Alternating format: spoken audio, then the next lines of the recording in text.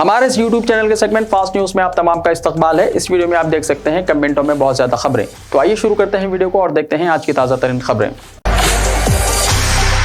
तेलंगाना के जिले हनमकुंडा में भयानक हादसा, 3 हलाक 15 जख्मी। रियासत तेलंगाना के जिले हनमकुंडा के शामपेट मंडल में पेश आए एक खौफनाक सड़क हादसे में 3 खवातीन हलाक और दीगर 15 जख्मी हो गए। यह हादसा मंदरामपेट में वाक़ कस्तूरा हाई स्कूल के करीब उस वक्त पेश आया जब जराई मजदूरों को ले जाने वाली बोलेरो गाड़ी को लारी ने टक्कर दे दी। इस हादसे में 3 की मौके पर ही मौत हो गई जबकि दीगर 15 जख्मी हो गए। पता चला है कि हादसे के वक्त बोलेरो में 25 मजदूर सवार थे। मरने वालों की शनाख्त मंजुला 45 साल, रेणुका 48 साल और वेमला 50 साल के तौर पर की गई है। अकबरुद्दीन ओवैसी इश्तियाल अंगेज तकरीर केस का 12 अप्रैल को होगा फैसला। मजलिस के रुकन असेंबली अकबरुद्दीन ओवैसी के निर्मल इश्तियाल अंगेज तकरीर केस की समाअत मुकम्मल हो चुकी है और अदालत ने 12 अप्रैल को फैसला सुनाने का ऐलान किया है। इस मौके पर अकबरुद्दीन ओवैसी के अलावा निर्मल के उस वक्त के सदर मजलिस अजीम बिन याहिया भी अदालत में मौजूद थे। अरकान पार्लियामेंट और असेंबली के केसों की समाअत के लिए कायम की गई खुसूसी अदालत ने फरवरी 21 से 7 मार्च को गवाहों के बयान कलमबंद करने और समाअत मुकम्मल करने का फैसला किया था, जिसके बाद अदालत ने 38 गवाहों बशमूल पुलिस ओहदेदारों ने अपना बयान कलमबंद करवाया। निर्मल के साबिक इंस्पेक्टर पुलिस लक्ष्मी नरसिम्हा स्वामी ने अदालत को बताया था कि 22 दिसंबर 2012 को मजलिस की जानिब से एनटीआर स्टेडियम निर्मल में जलसा मुनक्किद किया गया था, जिसमें अकबरुद्दीन ओवैसी ने काबिल इतराज और इश्तियाल अंगेज तकरीर की और 2 फिरकों के दरमियान मुनाफिरत भी फैलाने की कोशिश की। वकील दिफा और इस्तिगासा के वकील के मुबाहिस के बाद खुसूसी अदालत ने इस केस के फैसले को महफूज करते हुए 12 अप्रैल को फैसला सुनाने का ऐलान किया।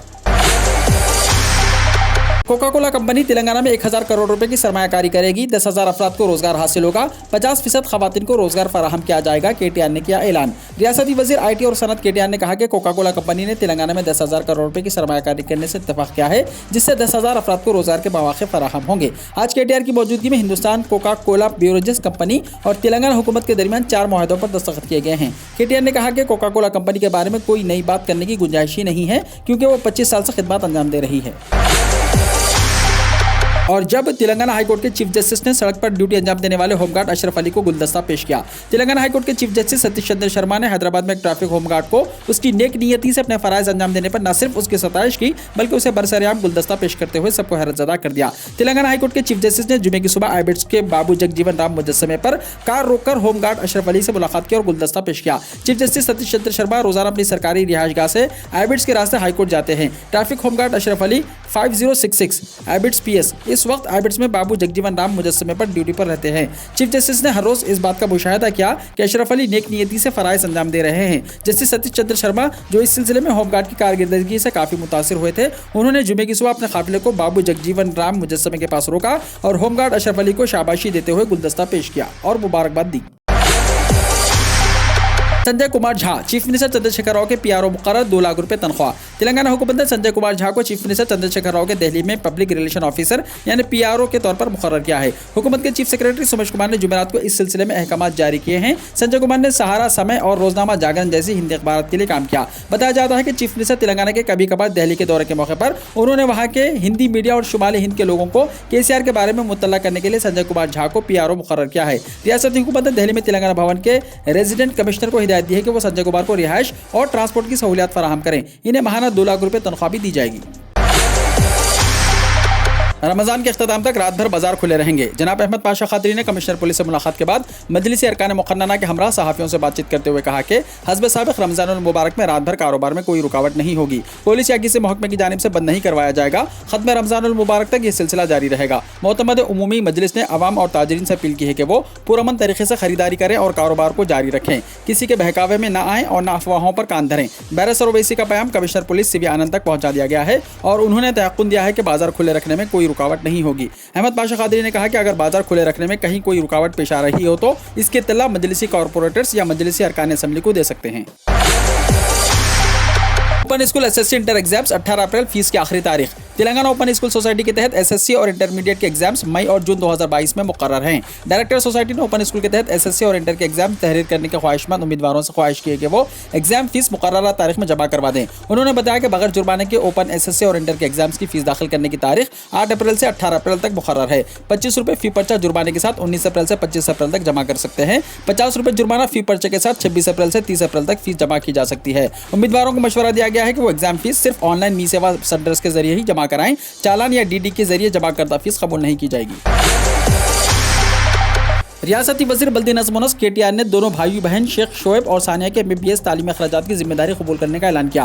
जिले वारंगल के गरीब खानदान से ताल्लुक रखने वाले इन दोनों भाई बहन के वालिद का गुज़िश्ता साल कोरोना बहरान के दौरान इंतकाल हो गया था। इन बच्चों के वालिद का नाम शेख शब्बीर है, जिनका जिले मुलुगु हेडक्वार्टर पर कंप्यूटर टाइपिंग इंस्टीट्यूट था। वो अपने दोनों बच्चों को डॉक्टर बनाना चाहते थे। बच्चों ने भी वालिद के ख्वाब को पूरा किया। सानिया को काकतीय मेडिकल कॉलेज में दाखिला मिला, जबकि शेख शोएब को जिले रंगारेड्डी के मोइनाबाद में वाक़ एक प्राइवेट मेडिकल कॉलेज में कन्वीनर कोटे में सीट हासिल हुई। वालिद के इंतकाल के बाद इन बच्चों की तालीम का मसला पैदा हो गया। इन दोनों बच्चों ने अपनी मां जहरा बेगम के साथ मिलकर आवाम से अतिया देने की अपील की है, जिसकी खबर मुकामी तेलुगु रोजनामा में शाया हुई। इस खबर को एक शख्स ने रियासती वज़ीर बल्दी नज़्म व नस्क KTR को ट्वीट करते हुए उन बच्चों की MBBS तालीम मुकम्मल करने के लिए माली ताउन करने की अपील की, जिस पर KTR ने ट्विटर पर फौरी रद्दअमल का इजहार किया और कहा कि वो सानिया और शोएब की तालीमी जिम्मेदारी कबूल करेंगे। साथ ही KTR ने अपने ऑफिस स्टाफ को हिदायत दी है कि वो इन दोनों भाई बहन और उनकी मां को हैदराबाद तलब करें। सरकारी डॉक्टर्स अब नहीं चला सकेंगे प्राइवेट क्लिनिक्स। आंध्र प्रदेश हुकूमत ने गवर्नमेंट डॉक्टर्स की प्राइवेट प्रैक्टिस पर पाबंदी आयद करने का फैसला किया है। चीफ मिनिस्टर जगनमोहन रेड्डी की सदारत में मुनक्किदा काबीना के इजलास में इस सिलसिले में करारदाद को मंजूरी दी गई। काबीना ने वजारत सेहत को इसके लिए दरकार कवायद और जवाबित वज़ा करने की हिदायत दी। डॉक्टर्स के प्राइवेट प्रैक्टिस पर पाबंदी लगाने के लिए काफ़ी अर्से से इक़दाम किए जा रहे थे। बाज़ डॉक्टर्स की जानिब से सरकारी हॉस्पिटल्स के मुकाबिल प्राइवेट प्रैक्टिस को तरजीह दी जाने की वजह से सरकारी हॉस्पिटल्स पर खिदमत पर असर पड़ रहा था। मरीजों को मियारी इलाज की अदम फराहमी से मुतल्लिक़ शिकायत मिलने के बाद हुकूमत ने सरकारी डॉक्टर्स पर प्राइवेट प्रैक्टिस पर पाबंदी लगाने का ऐलान किया है। पुजारी की मुस्लिम खवातीन को अगवा और रेप की खुली धमकी। मंदिर के एक पुजारी ने मुबैना तौर पर मजहब इस्लाम की तौहीन के साथ ही मुस्लिम खवातीन को रेप करने की धमकी दी है। पुलिस का कहना है कि इस मामले की तफ्तीश का हुक्म दिया गया है और कानून के मुताबिक कार्रवाई की जाएगी। भारतीय रियासत उत्तर प्रदेश के पुलिस ने इस वीडियो की तफ्तीश का हुक्म दिया है, जिसमें मंदिर का एक हिंदू पुजारी मस्जिद के दरवाजे पर अपने पैरोकारों के हुजूम से खिताब के दौरान मुस्लिम खवातीन को किडनैप करने और उनके साथ जिनसी ज्यादतियां करने की खुली धमकी देते हुए देखा और सुना जा सकता है। यह वाक़या जिले सीतापुर के तारीखी कस्बे खैराबाद का है, जो अपने दौर के मारूफ आलिम-ए-दीन इस्माइल खैराबादी का आबाई कस्बा था। हुकूमत लखनऊ से महज 100 किलोमीटर के फासले पर ही वाक़ है। रामनवमी को लेकर Ranchi police alert, road show निकाला गया। रांची पुलिस रामनवमी के हवाले से पूरी तरह चौकस है।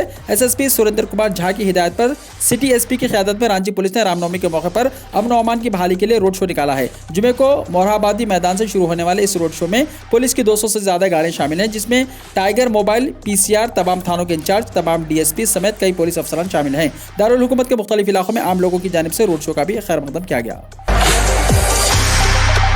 अजमेर में 1 महीने के लिए दफ़ा 144 नाफिज, मजहबी तकारीब में लाउड स्पीकर पर पाबंदी। राजस्थान के अजमेर में दफ़ा 144 नाफिज किए जाने की खबरें मौसूल हो रही हैं। मीडिया रिपोर्ट्स के मुताबिक अजमेर जिले इंतजामिया के जरिए जारी हुक्म में कहा गया है कि शहर में आइंदा 1 महीने तक किसी भी मजहबी तकरीब में झंडों और बैनर्स के इस्तेमाल पर पाबंदी रहेगी। अजमेर के कलेक्टर अंशदीप की तरफ से जारी हुक्म के मुताबिक पूरे जिले में फौरी असर से किसी भी तरह की मजहबी अलामत को सरकारी इमारतों पर लगाने पर रोक लगाने के साथ ही तेज बजने वाले DJ के इस्तेमाल पर भी रोक लगाई गई है। कलेक्टर ने इन दोनों पर रोक लगाने के पीछे निज़ाम कानून और फिर खबराना खैर सुगाली की बात कही है। कलेक्टर की से जो अहकाम जारी किए गए हैं, इसमें यह भी कहा गया है कि जिले में होने वाले मजहबी इनेकाद में अब सरकारी मुकामात, अवामी चौराहे, बिजली और टेलीफोन के खंभे और किसी शख्स की मिल्कियत पर बगैर इजाजत के किसी भी तरह के बैनर या झंडे नहीं लगाए जा सकेंगे। अगर ऐसा करते हुए कोई भी पकड़ा जाता है तो उसके खिलाफ कानूनी कार्रवाई की जाएगी। हालांकि कलेक्टर ने अपने हुक्म में किसी भी मजहबी त्यौहार का जिक्र नहीं किया है, लेकिन आने वाले दिनों में रामनवमी, महावीर जयंती, हनुमान जयंती जैसे त्यौहार हैं। इसके पेश नज़र BJP और हिंदुत्व तंजीमें लगाई गई पाबंदियों पर नाराजगी जाहिर कर रही हैं।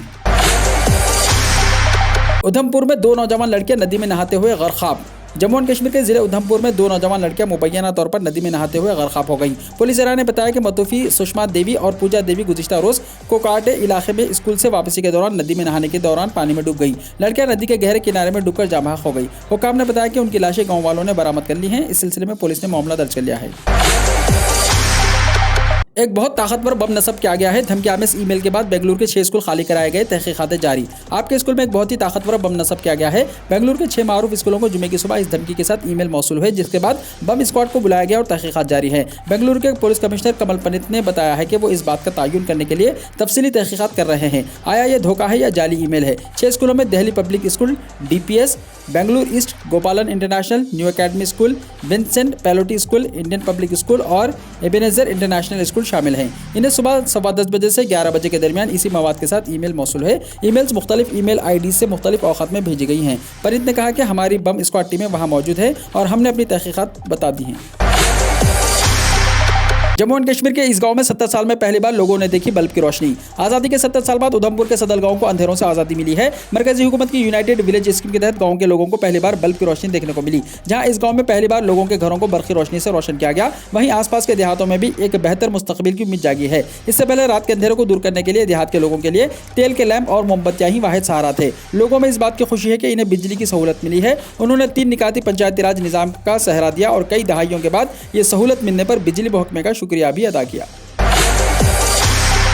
बाप ने बेटे को जिंदा जला दिया। कारोबार में 1.5 करोड़ रुपए की हेराफेरी पर एक बाप ने बेटे को आग लगा दी, जिसके नतीजे में बेटे की मौत हो गई। ये वाक़या कर्नाटक के दारुल हुकूमत बेंगलुरु में पेश आया। वाल्मीकि नगर के सुरेंद्र का फैब्रिकेशन का कारोबार है। सुरेंद्र का 25 साल बेटा अर्पित कारोबारी मामला देखा करता था। ताहम कारोबारी इदादोशुमार में 1.5 करोड़ रुपए का फर्क था। सुरेंद्र के वालिद ने अपने बेटे अर्पित से कहा कि वो इसे तफसीलात बताए। उसने टाल मटोल से काम लिया। इस मसले पर 1 अप्रैल को उनके दरमियान झगड़ा हुआ। बरहम बाप ने थिंडर छिड़ककर बेटे को आग लगा दी, जिसकी वजह से वो शदीद तौर पर झुलस गया था। दौरान इलाज आज उसकी मौत हो गई। पुलिस ने बाप को गिरफ्तार कर लिया।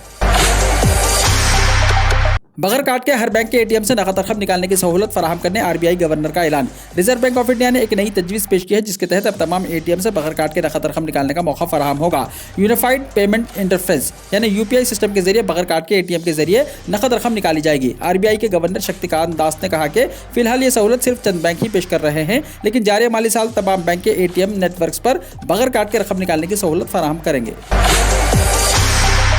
मुंबई को मरकज के ज़ेर इंतजाम इलाका बनाने की साजिश की जा रही है, संजय रावत ने कहा। शिवसेना के लीडर संजय रावत ने बीजेपी पर मुंबई को मरकज के ज़ेर इंतजाम इलाका बनाने की साजिश करने का इल्जाम आयद किया है। रावत ने कहा कि वजारत दाखिला को इस मकसद से एक पेशकश दी गई है। मुंबई में सहाफ़ियों से बात करते हुए रावत ने इल्जाम आयद किया है कि बीजेपी को साबिक़ रुकन पार्लियामेंट किरीट सोमिया और पार्टी के लीडरान, बिल्डरों, ताजिरों का एक ग्रुप इस साजिश का हिस्सा हो सकता है। संजय रावत ने कहा कि मुंबई को मरकज के ज़ेर इंतजाम इलाका बनाने के बारे में इस ग्रुप ने एक प्रेजेंटेशन वजारत दाखिला को दी है। इस हवाले से कई मीटिंगें भी मुनक़िद हुई हैं और इस मकसद के लिए रकम भी जमा की गई है। यह अमल गुज़िश्ता 2 महीनों से चल रहा है। रावत ने कहा कि मैं जो भी कह रहा हूं, इसे साबित करने के लिए मेरे पास सबूत हैं। उन्होंने मजीद कहा कि वज़ीर आला उद्धव ठाकरे भी इस मामले से वाकिफ है।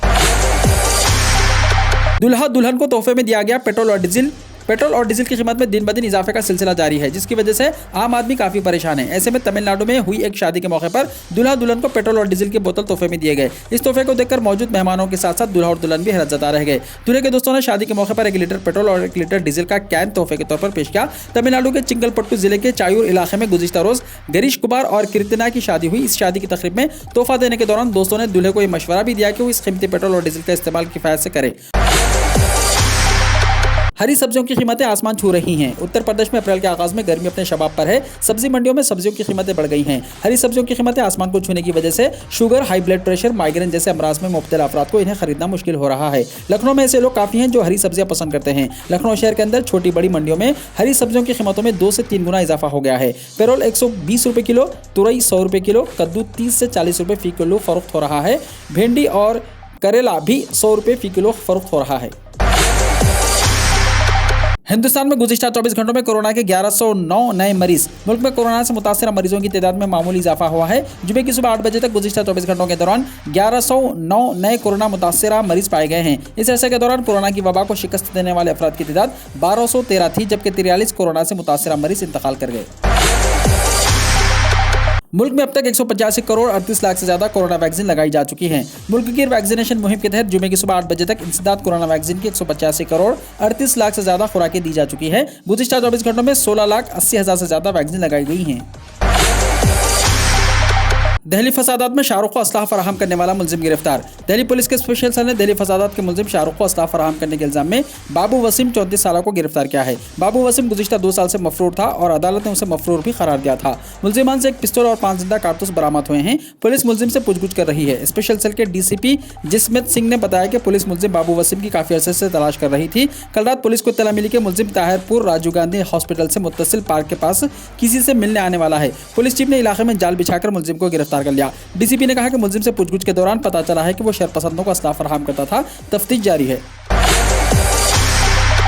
जनूबी कोरिया में कोरोना के 2,24,000 नए मामले। जनूबी कोरिया में गुज़िश्ता 24 घंटों के दौरान कोरोना वायरस के 2,24,820 नए मामले सामने आए हैं, जिससे मुतासर अफराद की कुल तादाद बढ़कर 1,47,78,405 हो गई है। वीडियो को लाइक शेयर कीजिए और हमारे इस YouTube चैनल को सब्सक्राइब करते हुए इसके बेल आइकॉन को भी प्रेस कर लीजिए, ताकि ऐसी ही ताज़ा तरीन खबरें आइंदा भी आपको मिलती रहें।